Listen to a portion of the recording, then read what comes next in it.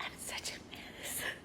In January, some things started happening at the job that I was at, and I just started praying for God to open some doors to move me wherever He wanted me to go. And that was my prayer: God, wherever you want me, I will go.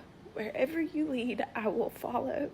I don't know what that's going to look like, but I will go. I was going through a lot. There was a lot that was happening. And God just really was impressing on me that it was my time to move. And I started just pouring prayer over it. Like really, really praying harder than I've ever prayed in my whole entire life.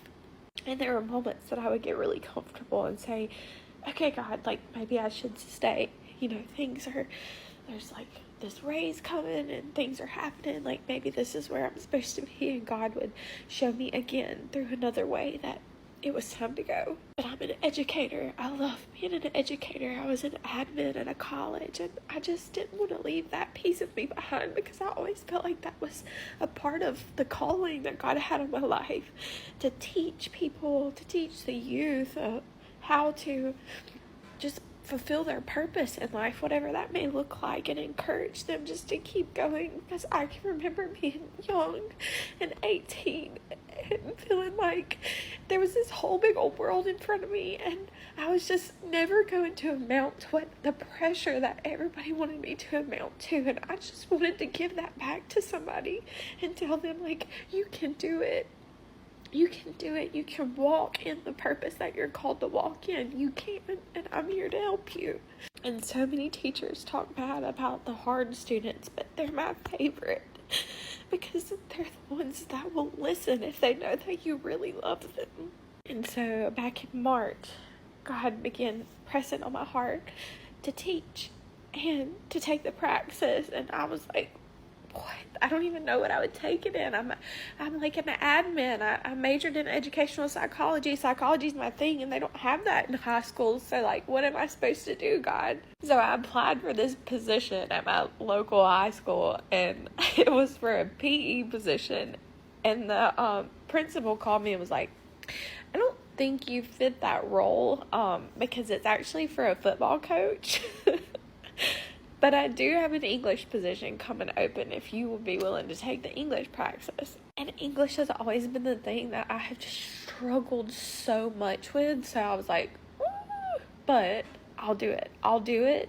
I'll pray about it. Let me do it. Y'all, that's the hardest test I've ever taken in my life.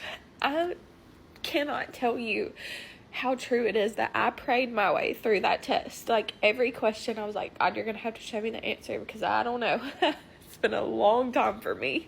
And during the middle of it is timed, by the way, so it's a super stressful test. It's very high level, like it's ridiculous, but anyway, it's timed. And like during the middle of it, I was running out of time, and I just remember bowing my head and saying, God, if this is the position you want me to take, you're gonna have to help me pass this test because I can't do it without you. And I passed by 2 points. And when that flashed across the screen as my raw score, I immediately burst into tears. I know that testing center coordinator was probably like, what the heck? And I had applied for the position but never heard back for an interview. So I'm walking to my car crying because I'm like, God, I just asked you and you just answered, and there's no possible way I passed that on my own. So you've got to do it because I can't, and I'm trusting you that this is what you want me to do.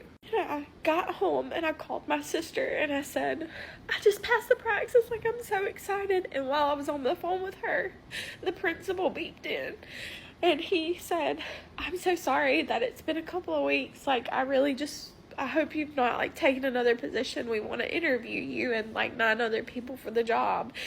And I was like, no, I just passed the praxis. I just got my raw score back literally a few hours ago. This is perfect timing. Again, God's hand.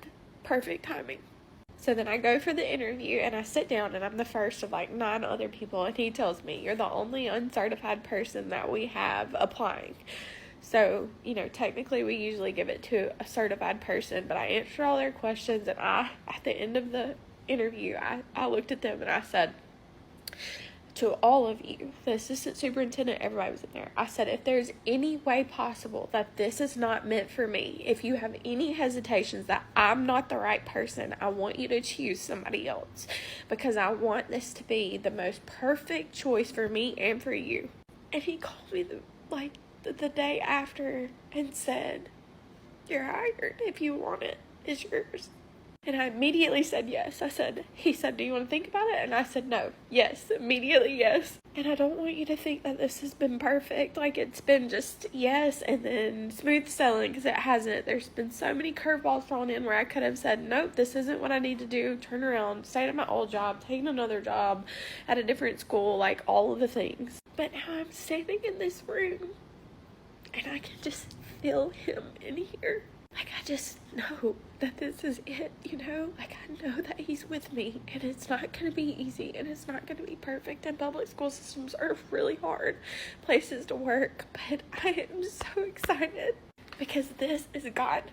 This is God right here, and I'm standing in the fullness of being obedient to the calling that he gave me in January, even though at that time I didn't know what it was. So this video is long as heck, but I just want to tell you, if God is telling you to step out and do something that does not make sense, then do it. I am telling you, do it, because the peace that he gives you surpasses any understanding and any explanation you could give a single person on the face of this earth to make them understand the goodness of his glory right here in this place. It is worth the sacrifice. It is worth the money. It is worth every bit of it, just to stand in the promise that God has put on your life. It's worth it, I promise.